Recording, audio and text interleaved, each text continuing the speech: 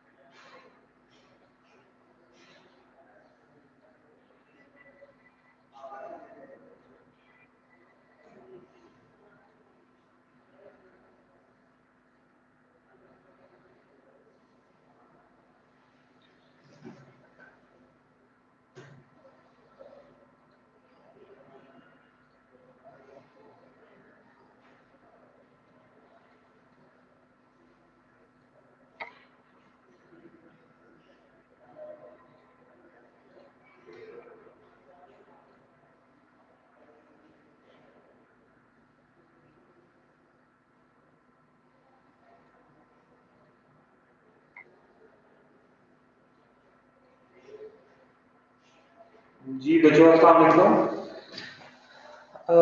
आप सबको power point presentation नजर आ रही है स्क्रीन पर? जी सर, आ रही है। हाँ आ रही है। ठीक हो गया। ओके जी बच्चों, today is our next lecture of sports physical therapy, lecture number 14।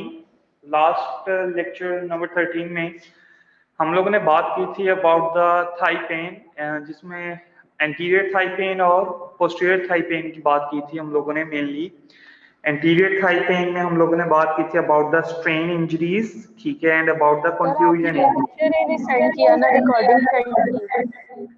बेटा आज हो जाएगा, ठीक है। Okay sir. So, anterior thigh pain की causes थी most common were there is a strain injury or there is a contusion injury. Stress fracture of femur can be a possible cause, ठीक है। एक ओवरव्यू दे रहा हूँ आप सबको। Stress fracture के बारे में हम लोगों ने बात की थी। इसके अलावा हम लोगों ने प्रॉक्सिमल रेक्टस फेमोरस स्ट्रेन के बारे में बात की थी, जिसको बुल्स आई लीजन बोला जाता है। एंड पोस्टीरियर थाई पेन की हम लोगों ने बात की थी, हैमस्ट्रिंग स्ट्रेन की, और उसका मैकेनिज्म ऑफ इंजरी के बारे में हम लोगों ने बात की थी कि what will be the mechanism of hamstring strain, ठीक है। और इन्वेस्टिगेशंस के बारे में बात की थी कि हैमस्ट्रिंग स्ट्रेन की क्या क्या इन्वेस्टिगेशंस करवा सकते हैं हम लोग। अल्ट्रासोनोग्राफी करवा सकते हैं, या फिर हम लोग क्या करवा सकते हैं, मैग्नेटिक रेजोनेंस इमेजिंग करवाते हैं। इसी तरीके से जो आपका स्ट्रेस फ्रैक्चर था फीमर का, उसमें भी हम लोग एमआरआई करवाते हैं। आपको सिंपल एक्सरेज में स्ट्रेस फ्रैक्चर का नहीं पता चलता। So today in lecture number 14 we are going to discuss about the hip joint। Hip joint की क्या क्या हिप जॉइंट पेन की क्या कॉज हो सकती है, या ग्रॉइन पेन, हिप जॉइंट और as well as groin pain, ठीक है। तो इनकी क्या पॉसिबल कॉजेज हैं अमंग स्पोर्ट्स इंडिविजुअल्स, ठीक है, अमंग एथलीट्स। तो जिस तरीके से हम लोगों ने कॉमन कॉजेज के बारे में बात की थी एंटीरियर थाई पेन की, इसी तरीके से हम लोग हिप जॉइंट की पेन या ग्रॉइन पेन की कॉमन और लेस कॉमन कॉजेज के बारे में बात करते हैं। So the common causes are it can be a adductor muscle strain or a tendinopathy। adductor muscle group की strain भी possible cause है, और tendinopathy भी एक एक common cause है among the athletes or among the sports individuals in causing a anti hip joint pain or groin pain. ठीक हो गया. इसके अलावा वो कहता है कि hip joint itself, hip joint की कार्टिलेज इंजरी हो जाए या हिप जॉइंट के लेब्रम की इंजरी हो जाए, ठीक है, या हिप जॉइंट की कैप्सूल की इंजरी हो जाए, ठीक है. ये तीनों एक इम्पॉर्टेंट और कॉमन कॉज हैं ग्रॉइन पेन की या हिप जॉइंट पेन की among athletes. The last one is the less common causes, ठीक है. लेस कॉमन कॉजेज में आपके पास आ जाती हैं इलियोसॉस मसल का स्ट्रेन हो जाए, हिप फ्लेक्सर मसल है इलियोसॉस, ठीक है. इसके अलावा वो कहता है स्ट्रेस फ्रैक्चर हो या नेक ऑफ फीमर का स्ट्रेस फ्रैक्चर हो जाए या फिर स्ट्रेस फ्रैक्चर हो जाए आपके प्यूबिक रेमाई का, ठीक है, या फिर उसमें सुपीरियर भी प्यूबिक रेमस हो सकता है, उसमें इंफीरियर प्यूबिक रेमस भी हो सकता है, ठीक है, या फिर एसिटाबुलम का स्ट्रेस फ्रैक्चर हो जाए. So any of the three bones, if there is a stress fracture, it can cause a hip joint and a groin pain. And the last one is the referred pain हो either from the sacroiliac joint or from the lumbar spine, ठीक है. Infection can be a less common cause as well as trochanteric bursitis, ठीक है. So these are the less common and the most common causes that are going to be the एक minute.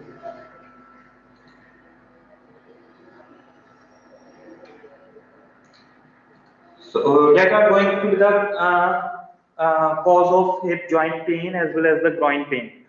So one by one हम लोग इसको discuss करते हैं, लेकिन उससे पहले वो कहते हैं कि अगर आपने हिस्ट्री लेते वक्त, ठीक है, जो मोस्ट सिग्निफिकेंट चीज है on your behalf is that के whenever you are taking an history, ठीक है, सबसे इम्पॉर्टेंट हिप जॉइंट से रिलेटेड ये बात है कि आपने पेन को लोकलाइज करना है कि एक्चुअली पेन ओरिजिनेट कहाँ से हो रही है, ऐसी कौन सी जगह है जहाँ से पेन ओरिजिनेट हो रही है. सो लोकलाइजेशन ऑफ द पेन या to identify the actual site of pain from where it is originating, it is important during history taking among patients that that have complained you for hip joint pain or groin pain. क्योंकि hip joint pain में जो actual site है, it will tell you about the injury that has happened or it will tell you about the tissues that are involved, ठीक है. For example, वो कहते हैं कि if there is a adductor muscle strain, ठीक है, तो adductor muscle strain के पास वो कहते हैं तीन ऐसी पोजीशंस हैं, तीन ऐसे एरियाज हैं जहां पर लोकलाइज्ड पेन हो सकती है and it is actually after the injury, ठीक है. पेशेंट को पेशेंट किसी भी किस्म का इंतजार किए बगैर आपके पास रेफर्ड किया जाएगा या पेशेंट आपके पास कंप्लेंट लेकर आएगा कि I have a pain on the medial side of the thigh और इन द ग्रॉइन एरिया, ठीक है. सो एक्चुअली वो तीन एरियाज क्या हैं? It can be a muscle belly, ठीक है, एडक्टर मसल ग्रुप में मसल की बेली के ऊपर पेन हो सकती है, that is a localised area of adductor muscle strain. It can be on the musculotendinous junction just below the origin of adductor muscle, and it can be on the point where it is originating from the pubic tubercle or pubic rami, ठीक है.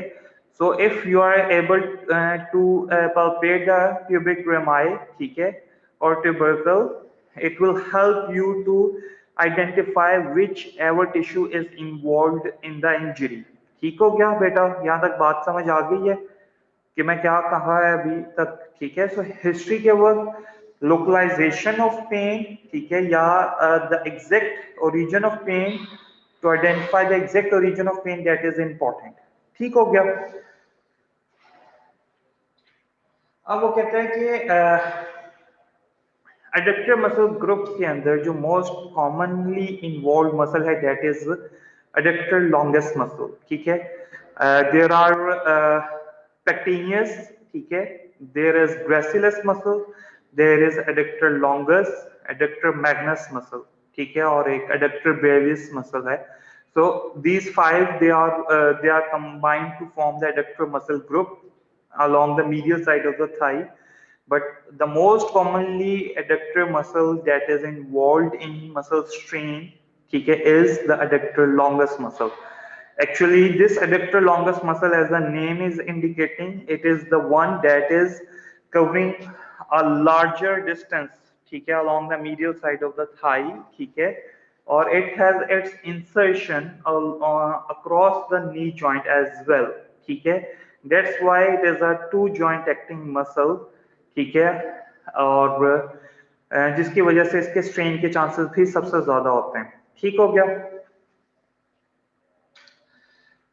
कहता है hip joint injury itself, ठीक है, can cause a pain, but ये जो pain है it is different from hip strain, muscular strain injuries, ठीक है. ये जो पेन है हिप जॉइंट इंजरी की, ठीक है, वो कहता है कि it is different from that originating from a muscle strain in the way कि जो मसल स्ट्रेन की जो पेन है इट इज एक्यूटली स्वेयर, ठीक है. Patient will present acutely but it is severe. Now but as if you are talking about the hip joint pain, it will present acutely but it will not be as severe as that of a muscle strain injury or a muscle strain pain, ठीक है. और इसके अलावा वो कहते हैं कि जो फ्रैक्चर्स हैं, स्ट्रेस फ्रैक्चर्स खास तौर पर, ठीक है, उनकी जो पेन है it can be present acutely, ठीक है, और it can be after, it can occur as a insidious onset, ठीक है. For example if there is a stress fracture, तो पेशेंट या तो उसी वक्त आपके पास एक्यूटली प्रेजेंट कर सकता है स्ट्रेस फ्रैक्चर के साथ, और स्ट्रेस फ्रैक्चर की जो पेन होती है वो बड़ी डल किस्म की होती है, ठीक है. और सेकेंडली वो कहता है कि अगर वो एक्यूटली प्रेजेंट नहीं करता तो देयर इज अ चांस कि वो after some time period, after some duration, जब वो कोई ऐसी एक्टिविटी करे जिसमें स्ट्रेस फ्रैक्चर की there is a chance of stress fracture, further stress fracture injury, तो तब उसको वो पेन स्टार्ट हो जाए और वो वैसे स्ट्रेस फ्रैक्चर की जो पेन है उसको वो बेयर करता रहे, ठीक है. तो it can occur as an insidious onset, ठीक है, आफ्टर सम फिजिकल एक्टिविटी, ठीक है, तब भी आपके पास पेशेंट प्रेजेंट कर सकता है. Now the adductor muscle strains, ठीक है, what are the mechanism of injury, what will be the mechanism.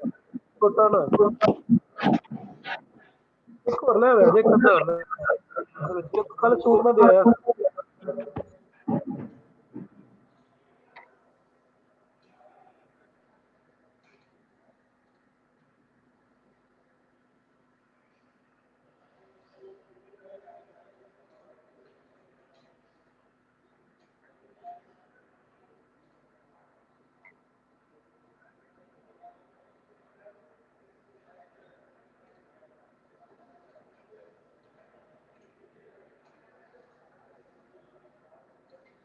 So what is the mechanism of adductor muscle strain? The adductor muscle strain can occur as a result of rapid change in direction during running activities, ठीक है. It is the most common cause of adductor muscle strain. Secondly, वो कहते हैं कि adductor muscle strain जो है, adductor muscles जो हैं, ठीक है, it play an important role in maintaining the pelvic stability. जिस तरीके से आपके एबडक्टर मसल ग्रुप्स हैं, ठीक है, that are playing an important role in maintaining the pelvic stability, same to same इसी तरीके से एबडक्टर मसल ग्रुप्स हैं जो कि एक इम्पोर्टेंट रोल प्ले करते हैं in providing pelvic stability, as well as second important चीज जो है एबडक्टर मसल्स की, कि जो ग्लूटियस मीडियस या हिप एबडक्टर्स कि जितनी भी फोर्सेस जनरेट होती हैं, ठीक है, during propulsive phase of running, during propulsive phase of running, gluteus medius की या हिप एबडक्टर्स की जितनी भी फोर्सेस जनरेट होते हैं, कॉन्ट्रैक्टाइल फोर्सेस, उन कॉन्ट्रैक्टाइल फोर्सेस को डैम्पन करने के लिए, रिड्यूस करने के लिए उनके एम्पलीट्यूड को एडक्टर मसल ग्रुप्स एक इंपॉर्टेंट रोल प्ले कर रहे हैं कि वो उनकी कॉन्ट्रैक्टाइल फोर्स को डैम्पन कर रहे हैं with by contracting by their own contraction, ठीक है. they are reducing the contractile force of the gluteus medius in order to provide stability to the hip joint or in order to provide stability to the pelvis. ठीक है, अगर आप सबको याद हो हम लोगों ने मैनुअल थेरेपी में पढ़े हुए हैं कुछ सिस्टम्स पढ़े हुए हैं, ठीक है, कि जो आपके internal muscular systems हैं और external muscular systems हैं that are there to provide the stability to the pelvis and to the sacroiliac joint, कि जैसे इंटरनल ओब्लिक्स हैं, एक्सटर्नल ओब्लिक्स हैं, ठीक है, they are providing the stability. इसी तरीके से हिप एब्डक्टर्स हैं और क्वाड्रेटस लंबोरम मसल है, ठीक है, लॉन्गिट्यूडिनल सिस्टम्स हैं, ओब्लिक सिस्टम्स हैं, ठीक है। So they are actually providing stability to the pelvis by decreasing the contractile force of the hip abductors.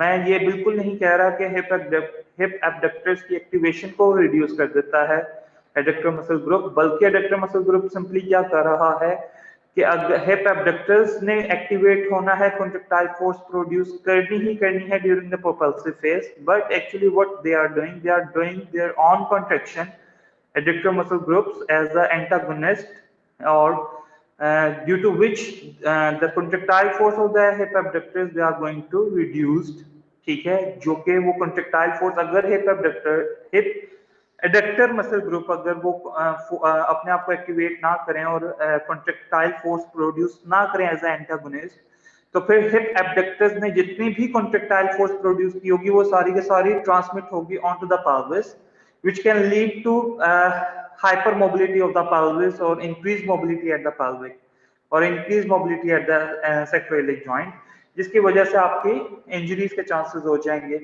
So that's why they are dampening the effect of hip abductor muscle group by producing their own contraction. ठीक है, यहां तक बेटा बात समझ आ गई? Now, जी sir आ गई. Now, when where you can localize the pain of an adductor muscle strain, जैसे मैं पहले बता चुका हूँ, there are three sites, either on the muscle belly, ठीक है, either on the musculotendinous junction, or either on the site of origin from where the adductor muscle group is originating, ठीक है, that is the inferior pubic rami, ठीक है. So these three areas, they are important to localize the pain of the adductor muscle strain. Now, if you are going towards the physical examination, ठीक है, तो physical examination test में हम active movements करवाएंगे. जब adductor muscle की active contraction करवाएंगे तब patient को pain होगी. जब हम passive stretching करवाएंगे तब patient को pain होगी, ठीक है. Secondly, localized tenderness आपको मिल सकती है, ठीक है.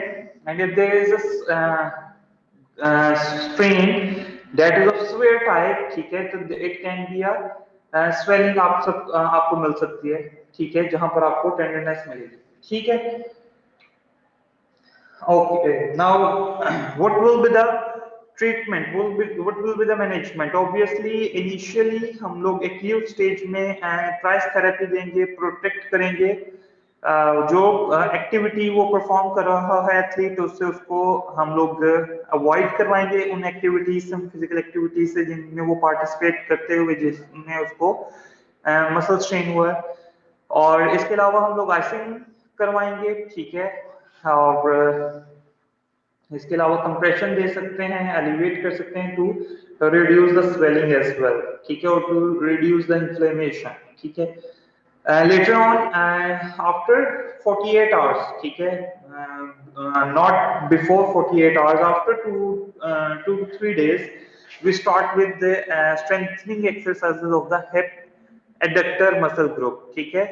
जिस मसल का स्ट्रेन हुआ है आपने उसकी स्ट्रेंथनिंग करवाना स्टार्ट कर देनी है आफ्टर 2 to 3 days, ठीक है, not before 48 hours, ठीक है, just to avoid the recurrent muscle strain injuries, ठीक है.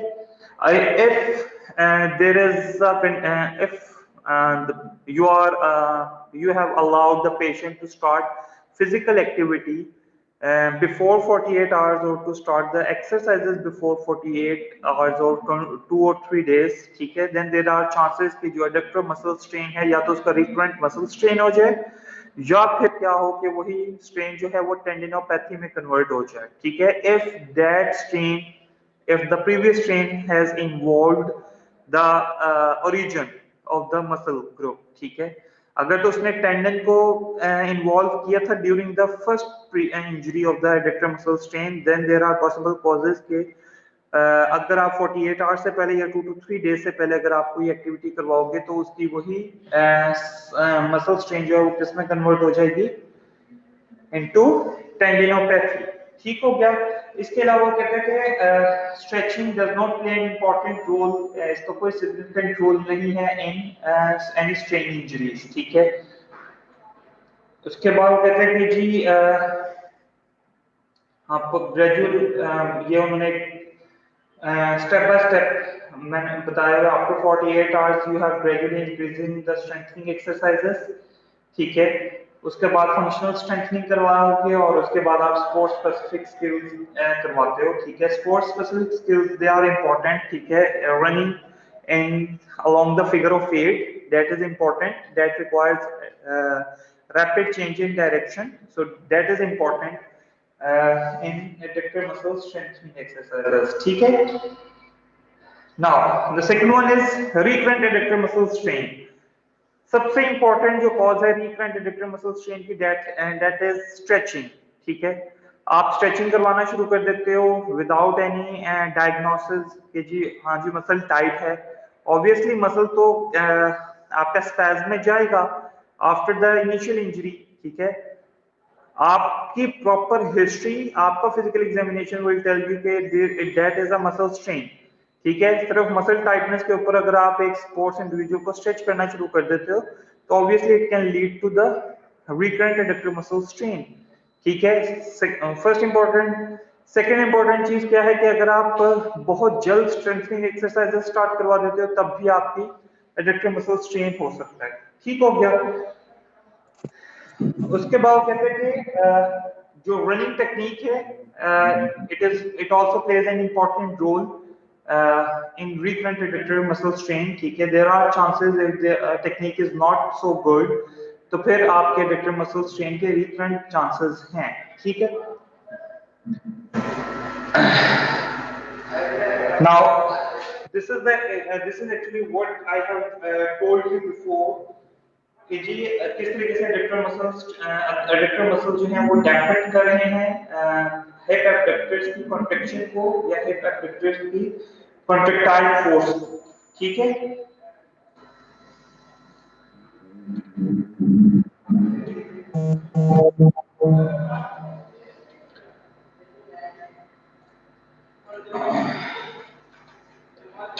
नाउ एडक्टर मसल टेंडिनोपैथी, ठीक है। Adductor muscle tendinopathy, it can occur either as a primary condition or it can occur as a secondary condition. Primary condition obviously tendinopathy कब occur करती है? जी बताएं, tendinopathy कब occur करती है?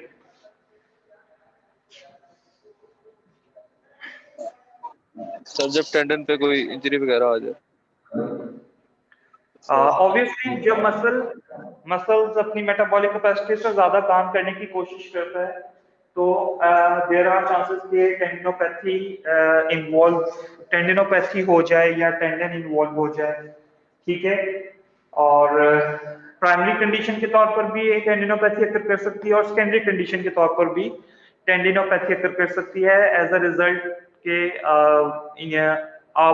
After the adductor muscle strain. जैसे मैंने पहले बात की थी कि एडक्टर मसल स्ट्रेन के बाद अगर आपने early physical exercises physical activities perform करवाना स्टार्ट कर दिए या स्ट्रेंथनिंग एक्सरसाइजेस परफॉर्म कर दी हैं और अभी एडक्टर मसल ग्रुप की इतनी स्ट्रेंथ डेवलप नहीं हुई थी तो फिर देयर आर चांसेस कि आपकी एडक्टर मसल टेंडिनोपैथी डेवलप हो जाए as a secondary pathological condition after the adductor muscle strain, ठीक है।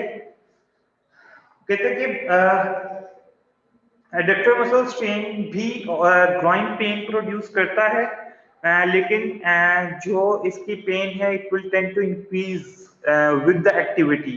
जैसे जैसे एक्टिविटी बढ़ती जाएगी वैसे वैसे ग्रॉइन पेन भी इंक्रीज होती जाएगी, और उसके बाद वो कहते हैं कि ऑब्वियसली अगर ये अनट्रीटेबल रहे तो इसकी पेन रेफर्ड होना शुरू हो जाती है either towards the contralateral pubic Ramai, ठीक है, और या फिर वो क्या करता है कि आपकी कॉन्ट्रालेटरल ग्रॉइन में या सुप्रा प्यूबिक रीजन में वो पेन को रेफर करना शुरू हो जाए, ठीक है। तो इफ इट रिमेन्स अनट्रीटेड, ठीक है। एग्जामिनेशन फाइंडिंग्स में सेम जिस तरीके से एडक्टर मसल स्ट्रेन में आपको फाइंडिंग्स मिली थी कि जो एक्टिव हिप एडक्शन करवाओगे तब भी पेन आएगी, अगर पैसिव स्ट्रेचिंग करवाओगे तब भी पेन आएगी, लोकलाइज्ड टेंडरनेस आपको इसमें भी मिलेगी, ठीक है। Just where the different will lie obviously in taking the history and in taking the carrying out the physical examination test, ठीक है। उसके बाद वो कहते हैं ट्रीटमेंट मैनेजमेंट इसमें क्या करेंगे, सेम टू सेम जैसे एडक्टर मसल स्ट्रेन की थी कि हम इसमें रिलेटिव रेस्ट अलाउ करते हैं, ठीक है, और उसके बाद स्ट्रेंथनिंग स्टार्ट करवा देते हैं, ठीक है। इलियोसॉस स्ट्रेन, वो कहते हैं इलियोसॉस स्ट्रेन की जो पॉसिबल चांसेस हैं, ठीक है, they are less but it can occur frequently, ठीक है, इलियोसॉस स्ट्रेन, और it can occur as a result of nerve irritation, ठीक है, which nerve is involved in iliopsoas tightness। जी आपसे क्वेश्चन है बेटा, आप लोगों से क्वेश्चन है which peripheral nerve is involved in tightening of iliopsoas pain और which muscle which peripheral nerve sciatic is nerve, sciatic nerve। Static nerve. हाँ जी,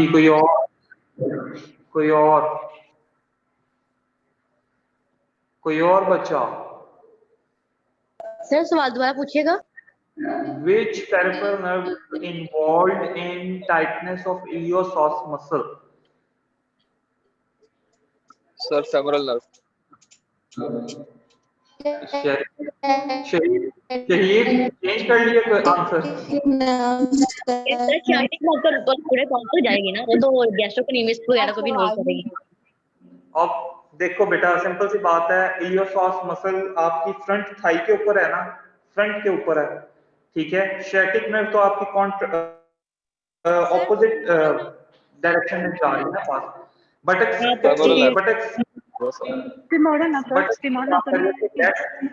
that's why femoral nerve जब भी रिस्ट्रिक्ट होती है, femoral nerve की जब भी टाइटनेस होती है तो देयर इज अ चांस कि आपका इलियोसॉस मसल क्या हो जाए, टाइटन होना शुरू हो जाए। सो that's why femoral nerve is important. आप इलियोसॉस मसल की टाइटनेस के साथ अगर femoral nerve की रिस्ट्रिक्शन को भी चेक कर लो या femoral nerve का टेंशन टेस्ट भी करवा के देख लो, तब भी आपको पता चल जाता है कि femoral nerve मोस्टली इन्वॉल्व होती है विद इलियोसॉस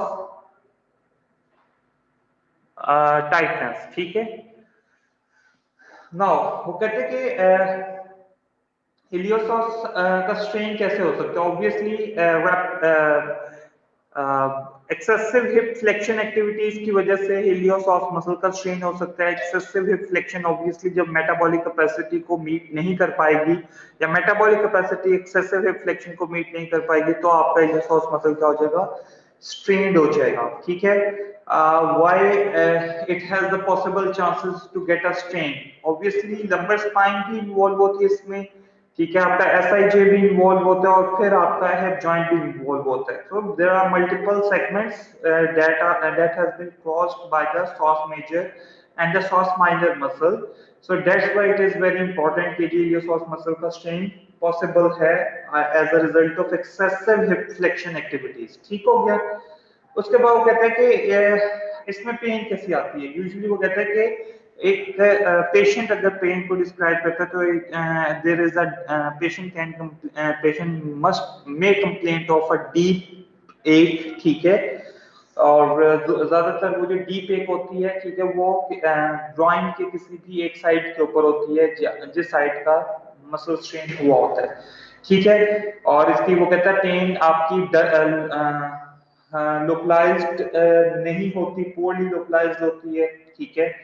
और वो कहते हैं कि they are most common among sprinters, obviously जो ज्यादा फास्ट होते हैं, ठीक है, ज्यादा रैपिडली जिन्होंने डिस्टेंस को कवर करना होता है उनमें चांसेस ज्यादा हो जाते हैं।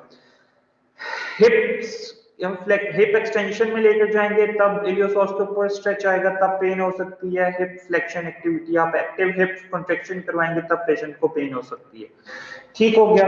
उसके बाद वो कहते हैं कि जैसे मैंने पहले बात की कि लंबर स्पाइन को, जैसे लंबर स्पाइन से ओरिजिनेट कर रहा है psoas major and psoas minor, so lumbar spine की हाइपोमोबिलिटी को चेक करना भी इंपॉर्टेंट है, ठीक है। If there is an hypomobile segment at the lumbar spine तो it can also result in iliopsoas tightness, ठीक है।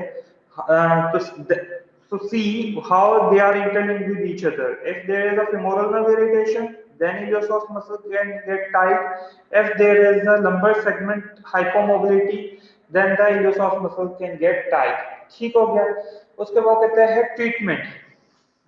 ऑब्वियसली आप जो एक्टिविटी, जिस एक्टिविटी से इलियोसॉस मसल का स्ट्रेन हुआ है, अगर आप उस फिजिकल एक्टिविटी को प्रिवेंट कर दो, स्टॉप कर दो फॉर टाइम पीरियड, तो फिर आपका इलियोसॉस मसल हील होना शुरू होगा और उसके बाद आपने क्या करना है, इलियोसॉस मसल की स्ट्रेंथनिंग एक्सरसाइजेस करवानी है, ठीक है। When iliopsoas muscle will able manage the metabolic capacities, ठीक है, तो ऑब्वियसली इलियोसॉस मसल स्ट्रेन के चांसेस कम हो जाएंगे, ठीक है।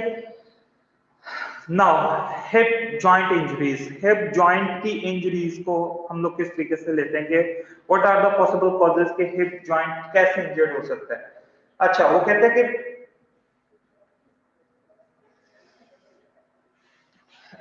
मैकेनिज्म क्या क्या हो सकते हैं हिप जॉइंट इंजरीज के।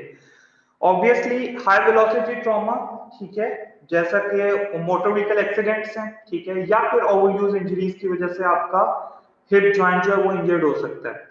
अब जरूरी नहीं हिप जॉइंट में हिप जॉइंट पूरे का पूरा इंजर्ड हो गया। It can be the synovial membrane, it can be the labrum, it can be the articular cartilage, ठीक है, और it can be the capsule, ठीक है। So any one of the following structures can get injured, or there may be a combination of structures that got injured during this condition, whether it can be a overuse injury or whether it can be due to a motor vehicle accident. So there are two possible causes of hip joint injuries, ठीक हो गया। अच्छा, अब वो क्या कहते हैं, वो कहते हैं कि यूजुअली जब पेशेंट को पेन होती है, ठीक है, तो पेशेंट की जो पेन है वो यूजुअली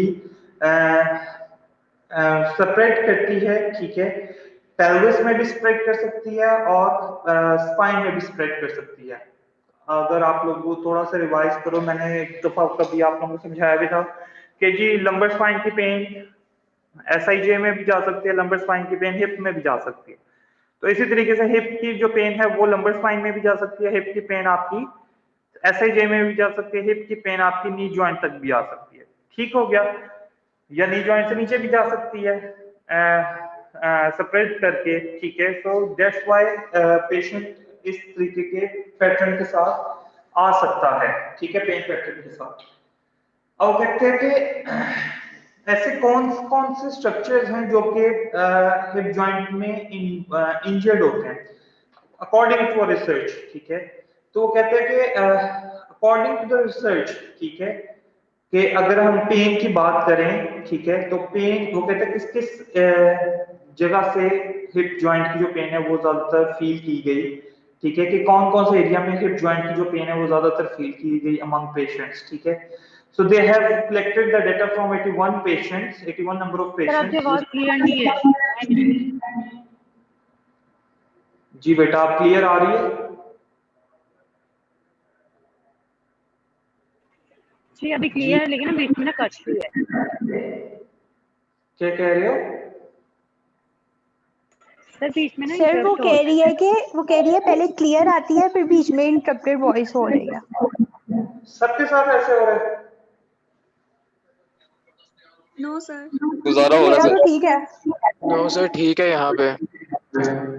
अच्छा बेटा, जिसके साथ इंटरप्ट हो रही है ना, आप एक दफा अपना इंटरनेट दोबारा कनेक्ट करके देखो। इंटरनेट कभी अगर आपको वो हो जाए तो उस वजह से भी हो सकती है, ठीक है।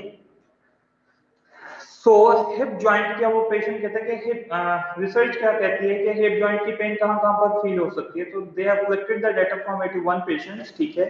उसमें कुछ पेशेंट्स ने कहा कि जी हमें पेन हिप जॉइंट के अंदर फील होती है, कुछ ने कहा हमें हिप जॉइंट की पेन ग्रॉइन में फील होती है, और कुछ ने कहा हमें हिप जॉइंट की जो पेन है वो स्पाइन में फील होती है, और कुछ ने कहा हमें हिप जॉइंट की जो पेन है वो आउटसाइड द हिप जॉइंट, मतलब कि हमें थाई में या हमें रेफर्ड पेन के तौर पर हमें फील होती है आउटसाइड द हिप जॉइंट। सही।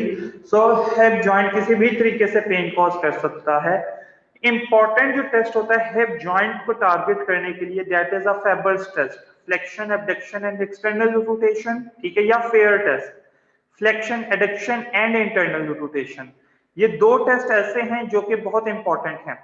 अच्छा, ये नहीं समझना कि जी अगर फेबर टेस्ट मेरा पॉजिटिव आ गया और फेयर टेस्ट अगर मेरा पॉजिटिव नहीं आया, ठीक है, बात समझ रहे हैं। FABERS test, flexion, abduction, external rotation, अगर ये टेस्ट आपका पॉजिटिव आ गया है तो फिर भी आपने ये सोचना है कि हिप जॉइंट के अलावा एसआईजे भी एक ऐसा जॉइंट है जो फेबर्स टेस्ट से अफेक्ट होता है, एसआईजे की वजह से भी फेबर टेस्ट पॉजिटिव हो सकता है।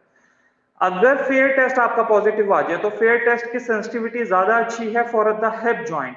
फेयर टेस्ट आपका पॉजिटिव आ जाए तो फिर आपको कोई जरूरत नहीं कि आप फेबर्स टेस्ट करवाओ, ठीक है। तो FABER test is alone able to determine कि जी हिप जॉइंट आपका इन्वॉल्व है या नहीं है। So these two test they are important, ठीक है, in determining the hip joint pathology, ठीक है। अच्छा, हम कहते हैं कि हिप किसी आर्थराइटिक कंडीशन की वजह से भी हिप जॉइंट इन्फ्लेम्ड हो सकता है, ठीक है। आप सबको पता है hip joint weight bearing joint है, ठीक है। अगर नी जॉइंट की आर्थराइटिस के बाद जो कॉमनली इन्वॉल्व करता है वो आपके हिप जॉइंट को इन्वॉल्व करता है। इसके अलावा वो कहता है कि जी जो हिप जॉइंट की जो पेन है अमंग ऑस्टियोआर्थराइटिक पेशेंट्स, ठीक है, वो ऑब्वियसली मॉर्निंग में बहुत ज्यादा होती है due to the stiffness, morning stiffness that has been developed after the rest, ठीक है। उसके बाद कहते हैं कि जो छोटे बच्चे हैं 5 to 12 इयर्स में, ठीक है, उनमें there is a chance of Perthes disease, ठीक है। और जो डोरसेंट्स हैं मतलब more than 12 years of age, उनमें देयर इज अ चांस कि आपकी कैपिटल फीमोर एपिफिजियल प्लेट की स्लिपेज होने के चांसेस होते हैं, ठीक है। मतलब बिफोर 18 इयर्स ऑफ एज जब आपकी ऑसिफिकेशन नहीं हुई होती, ठीक है, और ऐसे बच्चे जो 12 साल से बड़ी उम्र के हैं लेकिन 18 साल से कम उम्र के हैं, जब 18 साल से पहले ऑसिफिकेशन नहीं हुई, तो देयर इज अ चांस कि आपकी जो एपिफिजियल प्लेट है, ठीक है, वो क्या हो जाए, स्लिप्ड हो जाए, ठीक है। सो उसको हम लोग यूजुअली कहते हैं स्लिप्ड कैपिटल फीमोरल एपिफिसिस, ठीक है। तो देयर आर चांसेस कि अगर वो आपकी स्लिप हो जाए तो उसकी वजह से आपको आपके पेशेंट को पेन है। तो ये किस एज ग्रुप में आपने ज्यादातर देखना है, 12 से 17 इयर्स के दरमियान आपने ये देखना है कि ये कॉमनली अफेक्ट कर सकता है, ठीक है। इसके अलावा कहते हैं कि पेशेंट अगर आपका ट्रांसवर्स एब्डोमिनस मसल जो है, ठीक है, वो कहते हैं कि अगर ट्रांसवर्स एब्डोमिनस मसल की एक्टिवेशन उसमें कोई इफेक्ट उसमें कोई खराबी आ जाए या ट्रांसवर्स एब्डोमिनस उतना अच्छे तरीके से एक्टिवेट ना हो सके, तो अब भी देयर इज अ चांस कि आपका हिप जॉइंट पेन कॉज करना शुरू कर देता है, ठीक है। और ज्यादातर वो कहते हैं कि किसी एक साइड का ट्रांसवर्स एब्डोमिनस अगर इन्वॉल्व हो, डिसफंक्शन में हो, तब आपकी हिप जॉइंट की पेन प्रोड्यूस हो सकती है, ठीक है। उसके बाद वो कहते हैं कि जब भी ट्रांसवर्स एब्डोमिनस इन्वॉल्व होता है तो आपका जो जैसे मैंने आप लोगों को फोर्स प्लेयर क्या बताया था, एक फॉर्म प्लेयर है और एक फोर्स प्लेयर है मैनुअल थेरेपी में, ठीक है। शेप की वजह से जो एसआईजे को स्टेबिलिटी मिल रही, that is a form player, FORM, form player, ठीक है। और फिर फोर्स प्लेयर क्या है कि मसल्स की कॉन्ट्रैक्शन की वजह से जो एसआईजे को स्टेबिलिटी मिल रही है, that is a force player. तो अगर ट्रांसवर्स एब्डोमिनल्स के अंदर डिसफंक्शन आ जाए तो ऑब्वियसली आपका फोर्स प्लेयर इफेक्ट होगा, और उस फोर्स प्लेयर के इफेक्ट होने की वजह से वो सारी हिप जॉइंट के ऊपर आपकी वेट बेरिंग आ सकती है, या हिप जॉइंट के ऊपर एक्सेसिव फोर्सेस पड़ सकती हैं, जिसकी वजह से हिप जॉइंट पेन कॉज करता है। ठीक है। इसके अलावा न्यूरोलॉजिकल पैथोलॉजीज, ठीक है, ये हिप जॉइंट की पेन कॉज कर सकती हैं। ठीक है। और न्यूरोलॉजिकल इन्वॉल्वमेंट जो है हिप जॉइंट की, ठीक है, for example if the L1 L2 segment is involve, ठीक है, तो देयर इज अ चांस कि आपका हिप जॉइंट इन्वॉल्व हो जाए या hip joint groin pain produce करे। ठीक है, क्योंकि L1 जो डर्माटोम होता है, अगर आप L1 डर्माटोम को देखो तो हमने क्या उसको कैसे आइडेंटिफाई किया होगा कि अगर आपने ड्रेस पैंट पहनी हुई है तो वो जो आपके ड्रेस पैंट में आपकी जो पोजीशन होगी हैंड्स की, that is indicative of the L1 dermatomal pain pattern. ठीक है। सो अगर L1 इन्वॉल्व हुआ है तब भी आपको पेन हो सकती है ग्रॉइन एरिया में। So that's why neurological pathologies can also involve the hip joint as well. ठीक है। अब वो कहते हैं कि डिस्प्लेजिया अगर हो जाए, ठीक है, छोटे बच्चों में डिस्प्लेजिया क्या है? Hip dysplasia. Sir hip dislocation. आप छोटे बच्चों में सिंपली ये कह सकते हो कि हिप की डिसलोकेशन हो जाए। ठीक है। तो अगर if there is a chance कि हिप डिस्प्लेजिया हो जाए, ठीक है, तो उसमें क्या होता है कि एक तो आपका जो एंगल होता है बिटवीन द फेमोरल नेक, ठीक है, एंड द फेमोरल शाफ्ट, ठीक है, उसके रिड्यूस होने का चांस होता है। ठीक है, जिसकी वजह से आपका या कॉक्सा वेरम डेवलप हो सकता है या कॉक्सा वेल्गा डेवलप हो सकता है। ठीक है, हिप डिस्प्लेजिया की वजह से। ठीक है। और इसके अलावा वो कहते हैं कि ऑस एसिटेबुलाए, ठीक है, वो डेवलप हो सकती है। ठीक है।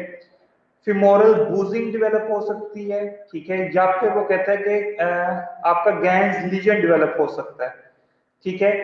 या इम्पिंजमेंट सिस्ट डेवलप हो सकती है। ये सारी चारों चीजें किसकी वजह से डेवलप हो रही हैं? As a result sir of ये हिप डिस्प्लेजिया में स्वे भी आता है ना, स्वेइंग गेट भी आता है? कौन सा हिप आता है? स्वे हिप? नहीं सर, स्वेइंग गेट आता है ना इसमें। स्विंग गेट बेटा हिप डिस्प्लेजिया की वजह से नहीं आता, वो तो बड़े लोगों में है स्विंग ऑफ द हिप। ठीक है। यस। ऑब्वियसली वो अगर बच्चा इतना वो कैपेबल है कि वो उस पेन के साथ चल रहे तो उसमें भी स्विंग आएगी हिप की। ठीक है, ये जरूरी नहीं, लेकिन होती पेन इतनी ज्यादा कि बच्चा चल ही नहीं पाता या खड़ा ही नहीं हो पाता। सो हिप डिस्प्लेजिया की वजह से देयर इज अ चांस कि the angle between the femoral neck and the femoral shaft, either it can reduced or either it can increased. ठीक है, it can result in coxa valga or it can result in coxa vera। ठीक है। There are chances of os acetabuli. ठीक है, जो आपका acetabulum है, ठीक है, एसिटेबुलर फोसा है, ठीक है, उसमें क्या हो जाए आपकी अनयूजुअल बॉन्ड डेवलप हो जाए उस एसिटेबुलम में। ठीक है, तो वो भी क्या कर सकता है? पेन प्रोड्यूस कर सकता है। इसके अलावा वो कहता है गैंस लीजन डेवलप हो जाए। ठीक है, या इम्पिंजमेंट सिस्ट डेवलप हो जाए। इम्पिंजमेंट सिस्ट या तो hip outside the hip joint involve हो सकती है या फिर with in the hip joint involve हो सकती है। ठीक है, तो जो outside the hip joint involve है वो भी इम्पिंजमेंट कॉज कर सकती है, जो with in the hip joint cavity involve hip joint के अंदर है कैविटी के, वो भी पेन कॉज कर सकती है। Now, what is Gans lesion? Gans lesion क्या है? femoral neck क्या जो सुपीरियर सरफेस है, अगर इसकी थिकनेस हो जाए बहुत ज्यादा, ठीक है, due to continuous impingement from the outside source, ठीक है, एक्सटर्नल सोर्स, जैसे मैंने पहले बात की कि ये कोई सिस्ट है, ठीक है, जो कि outside the extra articular cyst है, ठीक है, जो कि इम्पिंज कर रही है विद हिप एब्डक्शन एक्टिविटीज। ठीक है, तो देयर आर चांसेस कि जो सुपीरियर एस्पेक्ट है आपके फेमोरल नेक का वो क्या हो जाए? थिकन होना शुरू हो जाए। उसको हम लोग कहते हैं कि दैट इज अ फेमोरल बूजिंग। मतलब वो सेम टू सेम उस तरीके से अपेयर होगा कि जी ये पूरी की पूरी क्या है, नेक हेड ही है, फिमोरल हेड ही है जो कि कहां तक जा रहा है, ग्रेटर ट्रोकेंटर तक जा रहा है, नेक डिसअपेयर हो गई है, ठीक है। So that is femoral बूजिंग। External rotators के इम्पिंजमेंट की वजह से भी हो सकती है, हिप एबडक्टर एक्टिविटीज में अगर इम्पिंजमेंट आ रही है तब भी हो सकती है फिमोरल बूजिंग, ठीक हो गया। उसके बाद वो कहते हैं ऑब्वियसली जब एक दफा आपके सुपीरियर सरफेस जो है वो थिकेंड हो जाए, ठीक है, और वो जो इम्पिंजमेंट है वो भी वहीं पर है, ठीक है, तो एक कॉन्टिन्यूअस साइकिल डेवलप हो जाता है, ठीक है। पहले इम्पिंजमेंट की वजह से फिमोरल बूजिंग हुई, और अब फिमोरल बूजिंग फर्दर क्या कर देगी, नैरो डाउन कर देगी, ठीक है, उस स्पेस को जहां पर फिजिकल एक्टिविटी परफॉर्म हो रही है या जहां पर जो मसल है वो जाकर इंसर्ट हो रहा है, कॉन्ट्रेक्टाइल फोर्स प्रोड्यूस हो रही है, ठीक है। तो जब वो स्पेस रिड्यूस होगी तो तब भी इम्पिंजमेंट के चांसेस क्या होना शुरू हो जाएंगे, ज्यादा होना शुरू हो जाएंगे। तो फिर एक कॉन्टिन्यूअस साइकिल डेवलप हो जाता है जिसकी वजह से ये पैथोलॉजिकल कंडीशन ज्यादा स्वेयर हो जाती है, ठीक है। तो यूजुअली वो क्या कहते हैं कि जो आपकी बोन थिकेंड हो जाती है फिमोरल बूजिंग में, उसको हम लोग क्या करते हैं, डाइसेक्ट कर लेते हैं थ्रू सर्जिकल ऑपरेशन, ठीक है। सर और फिमोरल फिर बूजिंग दोबारा बता देना। फिमोरल बूजिंग बेटा, फिमोरल नेक की जो सुपीरियर सरफेस है अगर वो थिक होना शुरू हो जाए, ठीक है, जैसे एक लिगामेंट को इंजरी होती है, ठीक है, तो लिगामेंट अपनी थिकनेस बढ़ाता है, ठीक है, समझ आई बात की, अगर उसको रिहेबिलिटेट ना किया जाए सही तरीके से तो वो उसकी अपनी थिकनेस बढ़ जाती है, ठीक है, लेकिन होता वो वीक ही है। तो सेम टू सेम इसी तरीके से अगर आपकी फिमोरल नेक जहां पर आपका ऑब्चुरेटर एक्सटर्नस आके अटैच हो रहा है, एक्सटर्नल रोटेशन कॉज करता है, हिप एबडक्शन आपकी परफॉर्म की जा रही है, ठीक है, अगर वो कहते हैं कि इस एरिया में जैसा कि आपका सुप्राह्यूमरल स्पेस होती है, इसी तरीके से अल्लाह ताला ने यहाँ पर भी एक स्पेस रखी है, ठीक है, अगर वो स्पेस नैरो डाउन हो जाए due to presence of any extra articular cyst, ठीक है, फ्लूइड फिल्ड साइनोवियल सिस्ट भी हो सकती है, इंट्रा आर्टिकुलर भी हो सकती है, एक्स्ट्रा आर्टिकुलर, अगर वो स्पेस नैरो डाउन हो जाए due to the presence of any extra articular cyst, तो आपकी फिमोरल बूजिंग स्टार्ट हो जाएगी, मतलब कॉन्टिन्यूअस कंप्रेशन की वजह से on the femoral neck injury होगी फिमोरल नेक को, और वो फिमोरल नेक क्या करेगी, अपने थिकनेस को बढ़ाना शुरू कर देगी on to the superior surface. Inferior surface बिल्कुल ठीक रहती है, सुपीरियर सरफेस के ऊपर मसला आना शुरू हो जाता है, ठीक है। तो सुपीरियर सरफेस जब थिकन होना शुरू हो जाएगी तो ऐसे ही अपेयर होगा कि जी जैसे फिमोरल हेड है और फिमोरल हेड डायरेक्टली अटैच हो रहा है विद द ग्रेटर ट्रोकेंटर, ठीक है। तो सर अब वो वो कहते गैंस लेशन भी यही है। सर इसको गैंस लीजन कहते हैं। गैंस लेशन भी आपने यही बताया है ना कि सुपीरियर फिमोरल नेक थिकनेस हो जाएगी एक्सटर्नल सिस्ट की वजह से। That is Ganz lesion is something else, ठीक है, this is femoral bruising is something else, this is Ganz lesion, ठीक है, this is Ganz lesion. Femoral bruising क्या है कि फीमर के इटसेल्फ, जैसे हम लोगों की जो टिबिया है, ठीक है, अगर टिबिया की बॉइंग होना शुरू हो जाती है after softening of the bones, ठीक है, ओल्ड एज में, ठीक है, अगर वो कहता है कि फीमर की भी कॉन्टिन्यूअस एक्टिविटीज की वजह से अगर फीमर में एंगल आना शुरू हो जाए या फिमोरल शैफ्ट में, ठीक है, और फिमोरल नेक में, ठीक है, अगर वो कहता है कि इसमें बोइंग होना शुरू हो जाए फीमर की, तो देर उसको हम लोग फिमोरल बूजिंग बोल देते हैं, ठीक है।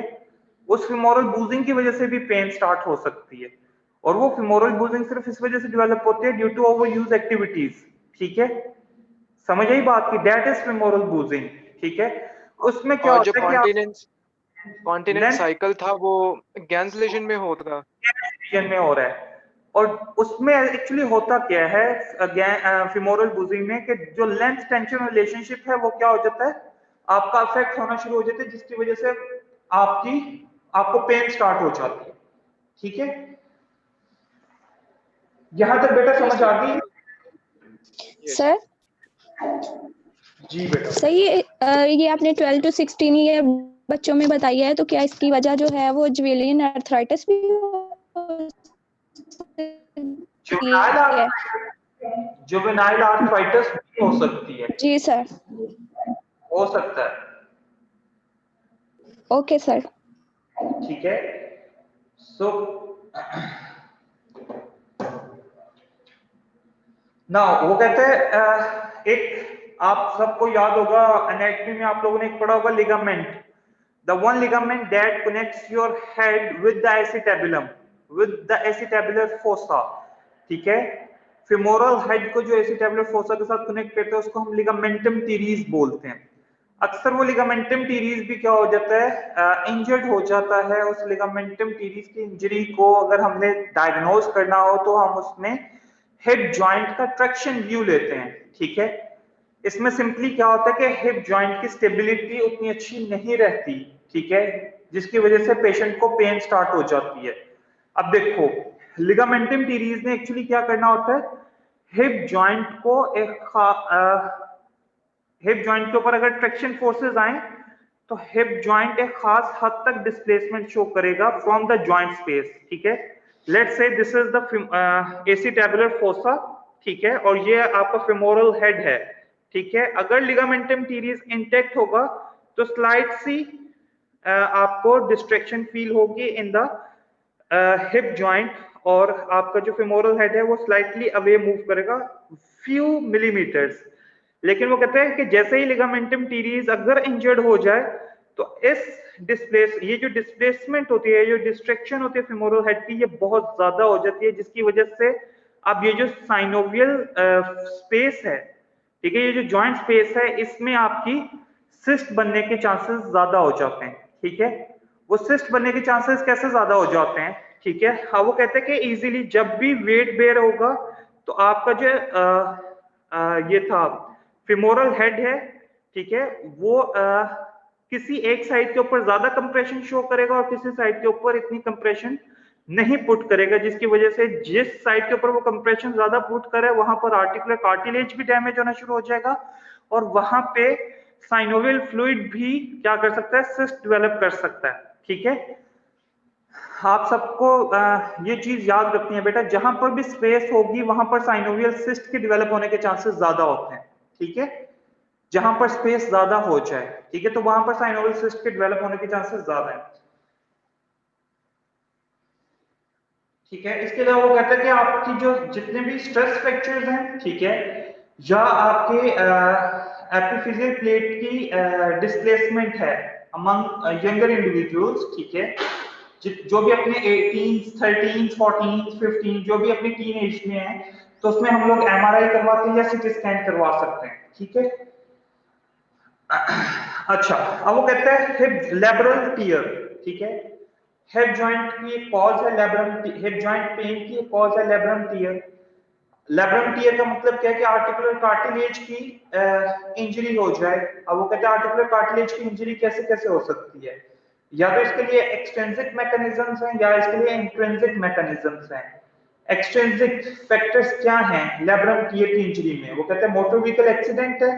ठीक है, इसके अलावा वो कहते हैं ट्विस्टिंग इंजरीज हैं। ठीक है, अगर आपका हिप जॉइंट बहुत ज्यादा ट्विस्ट कर जाए तब आपकी लैब्रम की टियरिंग हो सकती है, या फिर वो कहते हैं कि हिप इंपैक्ट हो रहा है आपका on to the side, if you are falling on to the hip joint. ठीक है, तो लेट्स से अगर आप ग्रेटेड ट्रोकेंटर के ऊपर फॉल करते हो तो आपकी जो हिप जॉइंट है उसके ऊपर मैक्सिमम कंप्रेशन आ जाती है, जिसकी वजह से आर्टिकुलर कार्टिलेज आपका क्या हो सकता है, इंजर्ड हो सकते हैं। So these are the extrinsic mechanisms. ठीक है, स्क्वेटिंग है। ठीक है, वेट बेयरिंग एक्टिविटी के वक्त अगर आपका हिप जॉइंट ट्विस्ट हो जाता है तब हो सकती है। इसके अलावा वो कहते हैं राइडर्स और ट्रक ड्राइवर्स के अंदर बहुत कॉमन है हिप जॉइंट की लैब्रम टियर की इंजरी, सॉरी लैब्रम टियर बहुत कॉमन है। इसके अलावा पैसिव इंपिंजमेंट, ठीक है, या फिर एक्टिव इंपिंजमेंट। ठीक है, पैसिव इंपिंजमेंट का मतलब क्या है कि जो चीज आप यूज कर रहे हो उस चीज की वजह से अगर इंपिंजमेंट आ रही है, ठीक है, on to the hip joint, ये इंपिंजमेंट क्या है कि हिप जॉइंट के ऊपर मैक्सिमम कंप्रेशन आना शुरू हो जाए तो हम इसको कह रहे हैं कि दैट इज अ इंपिंजमेंट। अगर किसी यूजेज की वजह से आप किसी ऐसी सीट के ऊपर बैठे हो जो बहुत ज्यादा कंजेस्टेड है तो तब भी आपके हिप जॉइंट के ऊपर क्या आना शुरू हो जाएगी, कंप्रेशन आना शुरू हो जाएगी, उसको हम लोग कहेंगे दैट इज पैसिव इंपिंजमेंट, क्योंकि एक्सटर्नली किसी चीज की वजह से आपके ऊपर वो कंप्रेशन ज्यादा हो रहा है। और एक्टिव इम्पिंजमेंट क्या होगी कि due to your muscle contractions, ठीक है, अगर मसल इस तरीके से कॉन्ट्रैक्ट कर रहा है, ठीक है, या आप फिजिकल एक्टिविटी ऐसे परफॉर्म कर रहे हो जिसमें आपको मैक्सिमम कंप्रेशन रिक्वायर्ड है हिप जॉइंट के ऊपर, तो उसको हम लोग क्या कहेंगे, that is an active impingement, ठीक है। इंट्रिंसिक मैकेनिज्म्स क्या हो सकते हैं? सबसे पहला जो इंट्रिंसिक मैकेनिज्म है दैट इज इंस्टेबिलिटी, ठीक है। इंस्टेबिलिटी में जो मोस्ट कॉमन कॉज है इंस्टेबिलिटी की, दैट इज हिप डिस्प्लेसिया, ठीक है। Hip dysplasia, it can B congenital और इट कैन बी एक्वायर्ड, ठीक है। हिप डिस्प्लेसिया की वजह से इंस्टेबिलिटी डेवलप हो सकती है, और इंस्टेबिलिटी जहां पर भी होगी वहां पर देयर इज अ चांस कि आपकी इम्पिंजमेंट ज्यादा हो जाए, ठीक है। और जहां पर इम्पिंजमेंट ज्यादा होगी वहां पर आपके आर्टिकुलर कार्टिलेज की टियरिंग के चांसेस ज्यादा हो जाएंगे, ठीक है। समझ आ गई बेटा यहाँ तक?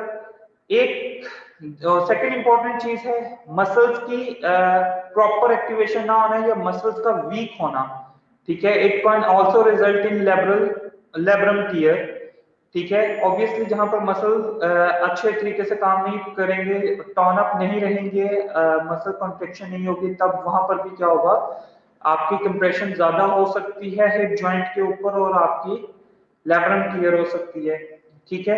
और उसके बाद कहते हैं कि फेमोरल हेड का डिस्प्लेस हो जाना, ठीक है, उतना अच्छा एसीटाबुलर फोसा में ना आर्टिकुलेट करना जितना अच्छा एक नॉर्मल इंडिविजुअल में करता है, ठीक है, ड्यू टू एनी कॉज, ठीक है। तब भी क्या हो सकता है, आपका इंस्टेबिलिटी डेवलप हो सकती है, ठीक है। इसके अलावा कहता है कि स्ट्रक्चरल इम्पिंजमेंट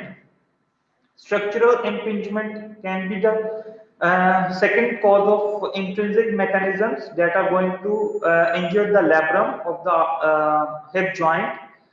इसमें वो कहता है if there is an old epiphyseal displacement, ठीक है, superior epiphyseal plate की old displacement हुई है, ठीक है, जिसको पिस्टल ग्रिप डिफॉर्मिटी भी कहा जाता है ऑन द एक्स-रे, ठीक है। जैसे पिस्टल की, अगर आप पिस्टल को देखो तो पिस्टल की साइड बिल्कुल पीछे, ठीक है, अब मुझे पिस्टल के तो नहीं वो स्पेसिफिकेशंस पता है, तो पिस्टल के बिल्कुल पीछे एक हुक सा निकला हुआ होता है। देखा है कभी पिस्टल के पीछे एक हुक सी निकली हुई होती है? मूवीज में देखा होगा, अगर रियलिटी में नहीं भी देखा, ठीक है। तो वो जो हुक लाइक स्ट्रक्चर है that is actually the resembling of the old femoral epiphyseal displacement. अगर आपकी एपिफिजियल प्लेट डिस्प्लेस हुई थी काफी अर्सा पहले, ठीक है, तो वो जो एपिफिजियल प्लेट है वो क्या करेगी, फेमोरल जो आपकी शैफ्ट है उसकी आउटर साइड के ऊपर, ठीक है, अटैच हो जाएगी, ठीक है, और जो आपको रिजेंबल करेगी like a pistol grip deformity. फिर फेमोरल बूजिंग है, फेमोरल बूजिंग की वजह से इंजरी हो सकती है, इंट्रिंसिक मैकेनिज्म है, और गैंस लीजन इटसेल्फ, ठीक है, वो इम्पिंजमेंट कॉज करते हैं जैसे मैंने पहले बताया, ठीक है। अब वो कहते हैं कि मैनेजमेंट क्या होती है, आर्टिकुलर कार्टिलेज इंजर्ड हो गया, अब वो कहते हैं आर्टिकुलर कार्टिलेज की इंजरी के बाद जो मोस्ट कॉमन मैनेजमेंट है that is arthroscopic repair, arthroscopic debridement करते हैं। आर्थ्रोस्कोपिकली हम लोग कैमरे को भेजा जाता है और कैमरा क्या करता है, वहां पर देख के जहां पर भी वेस्ट मटेरियल होता है उसको हम लोग with the help of some techniques हम उसको क्या कर लेते हैं, रिमूव कर देते हैं, ठीक है, ताकि जॉइंट की कैविटी में फर्दर इम्पिंजमेंट ना डेवलप हो सके, ठीक है। और अलाउ करते हैं कि वो जो आर्टिकुलर कार्टिलेज जहां से टियर हुआ है वो आर्टिकुलर कार्टिलेज वहां से हील अप हो जाए, ठीक हो गया। Now this is an MRI, ठीक है। इस एमआरआई के अंदर दिस वन, ये देखो, ये आप सबको नजर आ रही है अपनी स्क्रीन के ऊपर, ठीक है। This is a femoral head, ठीक है, ये आपकी फेमोरल नेक है, ग्रेटर ट्रोकेंटर है, लेसर ट्रोकेंटर, ग्रेटर ट्रोकेंटर है, this one is a lesser trochanter, ठीक है, और फिर आपकी फेमोरल शैफ्ट स्टार्ट हो जाएगी। So this one, this whitish portion, this is actually where the articular cartilage is getting damaged or the labrum is getting damaged, ठीक है। यहाँ तक बात की समझ आ गई, ठीक है। यहाँ बाकी सारा आर्टिकुलर कार्टिलेज क्या है, बिल्कुल ठीक है, ठीक है। ये जो पिन पॉइंट एरिया है that superior aspect articular cartilage का that is actually getting damage. ये वो एरिया है जिसके ऊपर सबसे ज्यादा वेट बेयरिंग हो रही है, ठीक है। वेट बेरिंग बेटा इस जगह पर नहीं होगी, वेट बेरिंग इस जगह पर नहीं हो रही, वेट बेरिंग एक्चुअली किस एरिया पर हो रही है, ये सारी इस अपर एस्पेक्ट के ऊपर हो रही है, ठीक है। तो अपर एस्पेक्ट पे there is the most common cause कि आपका लैब्रम का क्या हो जाए, टियर हो जाए। Now the second common cause is chondral lesion, ठीक है। आपका कॉन्ड्रल आर्टिकुलर कार्टिलेज इटसेल्फ, ठीक है, अगर उसका टियर हो जाए, ठीक है, तो हम उसको क्या बोलते हैं कि ये that is a chondral lesion, ठीक है। आपकी जो बोन के बाद जो आर्टिकुलर कार्टिलेज हाइलिन कार्टिलेज की थिकनेस आती है, अगर उसकी टियरिंग हो जाए तो हम उसको क्या बोलते हैं, that is a chondral lesion. अब वो कहते हैं कि दोनों की जो आपका लैब्रम टियर है और जो कॉन्ड्रल लीजन है, ठीक है, इन दोनों की साइट कॉमन होती है, ठीक है। इन दोनों की जो साइट है वो क्या है, कॉमन है। जिस तरीके से लैब्रम का टियर हो रहा है जिस एरिया में, वहां पर ही कॉन्ड्रल लीजन भी हो सकता है, क्योंकि ऑब्वियसली आर्टिकुलर कार्टिलेज भी आपका मैक्सिमम वेट बेयर कर रहा है और लैब्रम भी आपका क्या कर रहा है, वेट को बेयर कर रहा है, ठीक है। और आप लैब्रम जो होता है that is covering the outer surface of the acetabular fossa, ठीक है, to deepen the femoral to deepen the acetabular fossa, ठीक है। और आर्टिकुलर कार्टिलेज अंदर वाली साइड के ऊपर लेयरिंग कर रहा होता है, ठीक है। जो लैब्रम है वो आउटर एनवायरनमेंट को प्रोटेक्ट कर रहा है या आउटसाइड पे होता है आपके एसिटाबुलर फोसा के। सो कहते हैं कि इन दोनों की जो इंजरी साइट है दैट इज कॉमन और उसको हम लोग बोलते हैं वाटरशेड जोन, ठीक है। अब वो कहते हैं वाटरशेड जोन की वजह से क्या होता है, एक्चुअली वाटरशेड जोन इसको कहा क्या जाता है। अब वो कहते हैं कि जब भी आर्टिकुलर कार्टिलेज आपका डैमेज होता है, ठीक है, जब भी जब भी आपका लैब्रम का कार्टिलेज लैब्रम, ठीक है, अगर आप इसको देखोगे like this is if there is a acetabular fossa, तो इसकी आउटर सरफेस के ऊपर क्या है आपका लैब्रम अटैच है लाइक दिस, ठीक है। और अंदर वाली साइड के ऊपर क्या अटैच है, आर्टिकुलर कार्टिलेज है, ठीक है। अब वो कहते हैं कि अगर आपका लैब्रम इसकी टियरिंग होना स्टार्ट हुई है ड्यू टू रेपिटेटिव यूजेज, ठीक है, तो क्या होगा कि इस टियरिंग इसकी इंजरी कहां पर होगी, ज्यादा कॉमन इसकी इंजरी होगी जहां पर ये अटैच है with the outer surface of the acetabular fossa. और वो कहते हैं यही वो एसिटाबुलर फोसा है जहां से आपका आर्टिकुलर कार्टिलेज क्या हो रहा है, स्टार्ट हो रहा है। यही वो एरिया है जहां से आपका लैब्रम अटैच हो रहा है विद द एसिटाबुलर फोसा। तो वो कहते हैं या इस एरिया के ऊपर जहां पर आपका लैब्रम का टियर स्टार्ट होगा, इसी पे आपकी आर्टिकुलर कार्टिलेज में भी टियरिंग स्टार्ट हो जाएगी, या ये वो एरिया होगा जहां से आपका आर्टिकुलर कार्टिलेज स्टार्ट हो रहा है। अब वो कहते हैं कि जहां जब भी इस एरिया के ऊपर जहां पर आपका लैब्रम अटैच है, अगर ये यहाँ लैब्रम की टियरिंग हो जाए तो इसमें क्या होता है कि इसमें एक स्पेस डेवलप हो जाती है जिसकी वजह से साइनोवियल फ्लूइड उस स्पेस में जाना शुरू हो जाता है, उस टियरिंग से एंटर होना शुरू हो जाता है बीनीथ द लैब्रम, ठीक है, बीनीथ द आर्टिकुलर कार्टिलेज। बेटा समझ आ रही है इस बात की, ये आपका एसिटाबुलर फोसा है, लेट्स से इस एसिटाबुलर फोसा की आउटर बाउंड्री के ऊपर क्या अटैच है आपका लैब्रम, एसिटाबुलर लैब्रम अटैच है। एसिटाबुलर लैब्रम ज्यादातर कहां पर इंजर्ड हो रहा है, जहां पर वो एसिटाबुलर फोसा की बाउंड्री के साथ अटैच है, और वहां एसिटाबुलर फोसा की जो बाउंड्री है वहां से आपका आर्टिकुलर कार्टिलेज अटैच है, स्टार्ट होता है और कवर करना शुरू करता है आपके एसिटाबुलर फोसा को अंदर से, ठीक है। अगर आपकी यहाँ पर बाउंड्री के ऊपर लैब्रम की ये जो एसिटाबुलर लैब्रम है, ठीक है, इसकी टियरिंग हो जाए तो क्या होगा, वो कहते हैं कि साइनोवियल फ्लूइड जो है वो इस टियरिंग से क्या करना शुरू कर देता है, आर्टिकुलर कार्टिलेज के, ठीक है, कॉन्ड्रम के क्या जाना शुरू कर देता है, सीपेज स्टार्ट हो जाती है। जैसे सीपेज होती है वैसे ही उसी तरीके से वो कहते हैं टियरिंग से भी क्या होगी, साइनोवियल फ्लूइड की सीपेज स्टार्ट हो जाएगी बीनीथ द आर्टिकुलर कार्टिलेज, ठीक है, मतलब बोन और आर्टिकुलर कार्टिलेज के सेंटर में वो जो सीपेज होगी, ठीक है, उस सीपेज की वजह से इसको हम लोग बोलते हैं कि that is a watershed zone, ठीक है। वहां से वाटर क्या कर रहा है, ड्रॉप बाय ड्रॉप एंटर हो रहा है बीनीथ द आर्टिकुलर कार्टिलेज, ठीक है। और जैसे जैसे वो कहते हैं कि साइनोवियल फ्लूइड जो है, ठीक है, वो आर्टिकुलर कार्टिलेज के आर्टिकुलर कार्टिलेज और बोन के सेंटर में आएगा, ठीक है। वैसे वैसे आपकी आर्टिकुलर कार्टिलेज क्या होना शुरू हो जाएगी, डीलैमिनेट होना शुरू हो जाएगी, मतलब वो अपनी बोन से जो उसके अटैचमेंट है वो डी अटैच होना शुरू हो जाएगा, ठीक है। समझ आई बात की? Yes sir. और इसी तरीके से वो कहते हैं आपका सब कॉन्ड्रल सिस्ट डेवलप होना शुरू हो जाती है, ठीक है।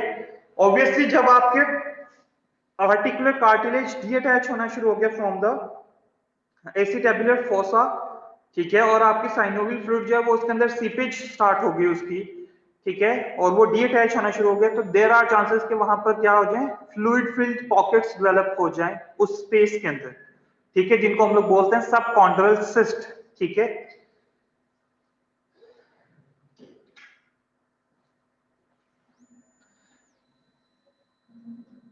अब ये देखो दिस वन, ये भी एक एमआरआई है, ठीक है, और इस एमआरआई में आपको यहाँ पर ये जो डिस्टॉर्शन नजर आ रही है, ठीक है, this distortion is actually the chondral injury, ठीक है। यहाँ पर आर्टिकुलर कार्टिलेज क्या हो रहा है, इंजर्ड हो रहा है, ठीक है। यहाँ पर अभी सीपेज स्टार्ट हुई है, ठीक है, जिसकी वजह से यहाँ पर ये आर्टिकुलर कार्टिलेज क्या हो रहा है, इंजर्ड हो रहा है,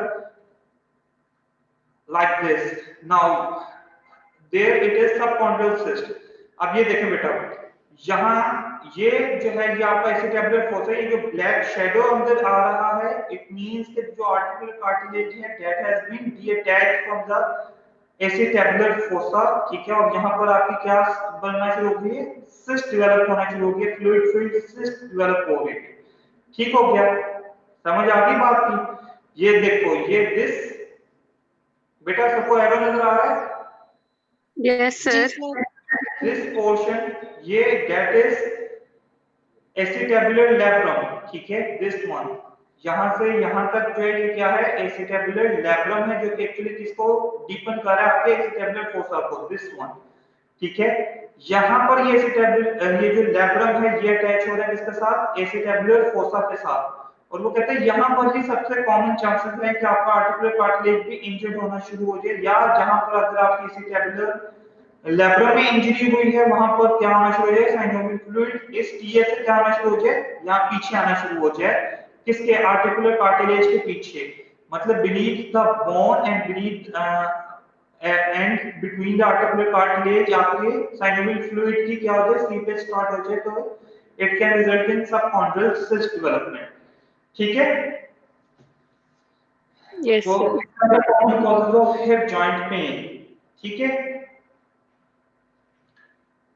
बच्चों, किसी को नहीं समझ आई तो बताओ। सर आगे है।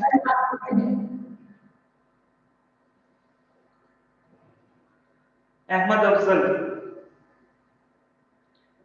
अहमद रजा, प्रेजेंट सर, अहमद रजा प्रेजेंट। एहसन अफजल भट्ट, बेटा जो अटेंडेंस बोल दे वो लीव कर सकता है। एहसन अफजल भट्ट,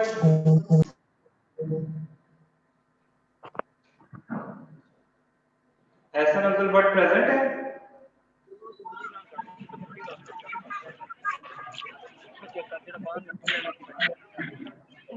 अली हसन, अली हसन,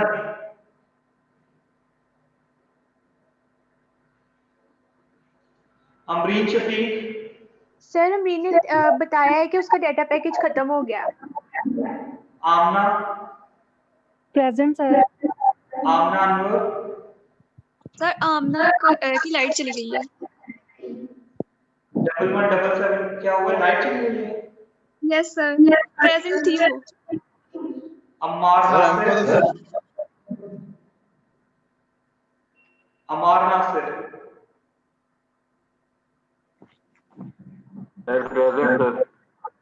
आमना Anwar, present.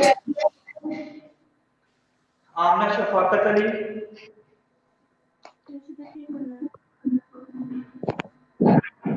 Anam Rashid, present sir. Aneeka Asif, present sir. Asma Noreen, present sir. मेरी आवाज आ रही है आपको? जी बेटा, आतिफ इम्तियाज, आतिफ आतिफ इम्तियाज। सर आमना के भी माइक का इशू है, आमना शफाकत में माइक का इशू है। बेटा होगी आमना शफाकत का माइक का इशू है। हाँ सर उसका मैसेज आया हुआ है। ठीक है बेटा। Excuse me, sir. Excuse me. Sir. Ayesha Hashmi. Hello. Sir, आवाज आ रही है मेरी? जी बेटा। सर मेरी अटेंडेंस लग गई है?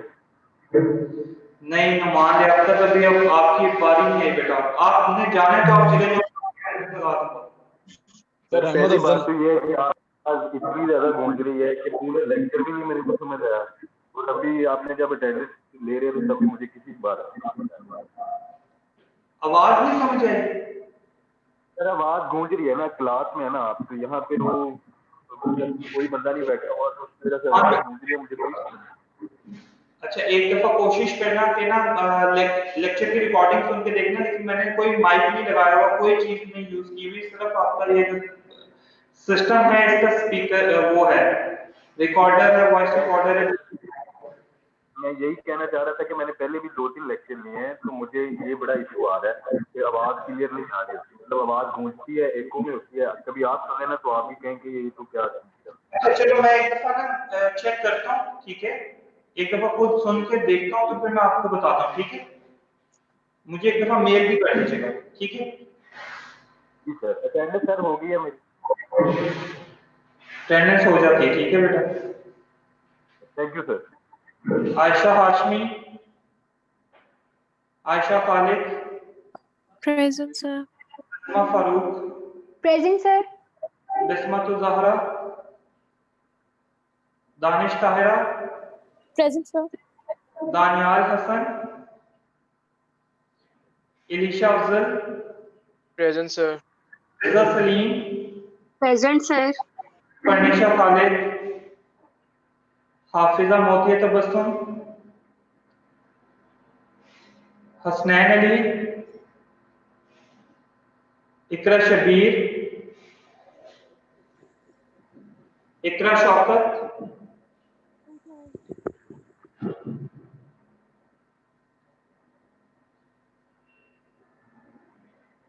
इज़ा Akmal, present sir.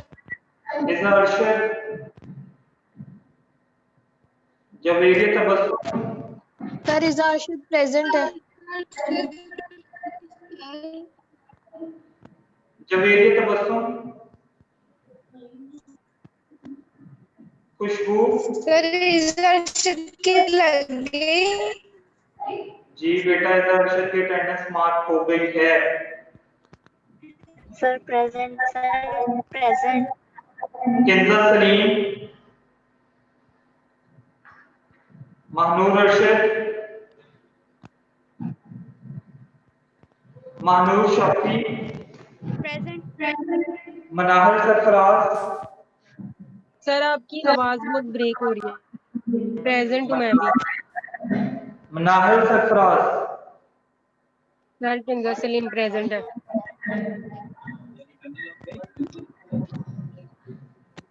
Sir मनाहिर hand raise करती है, आप ही देख लीजिएगा, उसका माइक नहीं चल रहा।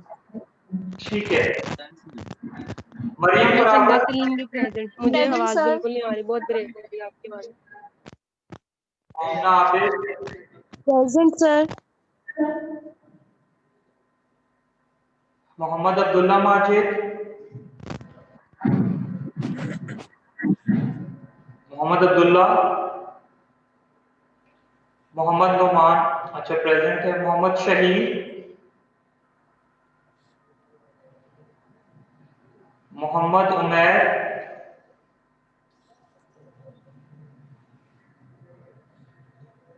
Mohammad Zaman, present sir. नबिया शहजाद, नूरुल सर खुदा, उसका मुझे मैसेज आया है अटेंडेंस का, मैं आपको दिखाती हूँ। Noorul Khuda, present. Noorul Ain, present sir. Ramla Nasir, Reem Yaseen, Ramla Nasir present sir. Reem Yaseen, ठीक है बेटा। सर आपने मेल का रिप्लाई नहीं किया क्विज वाले हैं। बेटा असल में अभी आप लोगों का सेशनल इवैल्यूएशन का फाइनल हो रहा है, वो जैसे फाइनल होगा फिर मैं आपको बता दूंगा, ठीक है बेटा। Okay sir. Reem Yaseen, Rohma Kiran, present sir. Saba Sheikh, present sir. Sadia Tehreem Alvi, present sir. Sameema Saeed, Samra Aslam, present sir. Sana Firoz,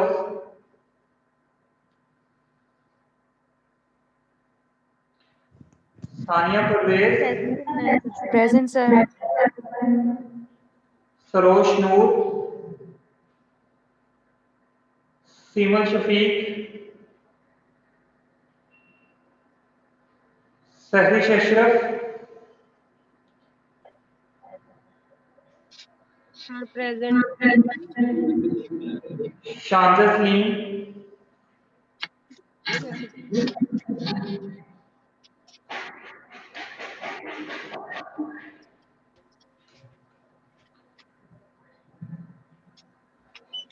फिजरा Jamshed, Soha Asghar, present. Suhaib Yadat, Syed Mazhar, present sir. Saeeda Faiza Rizvi. Sir. Okay बच्चों, अल्लाह हाफिज। सर जी। सर मेरा इंटरनेट बार बार डिस्कनेक्ट हो रहा था, मेरी अटेंडेंस लगा दें। जी नबिया बेटा लग गई है। दादा मैं कब से प्रेजेंट बोल अरे रही हूँ, अहमद मैंने अफजल। वेट किया हुआ है। अहमद अफजल आपकी भी अटेंडेंस हो गई है बेटा, मैंने देख लिया था। सर नाहिल प्रेजेंट है, उसका भी मैसेज आया था, वो भी प्रेजेंट है, देख ले वो होगी। सर मैंने कह रही हैंड नेट रेज का काफी किया इशू आ रहा है।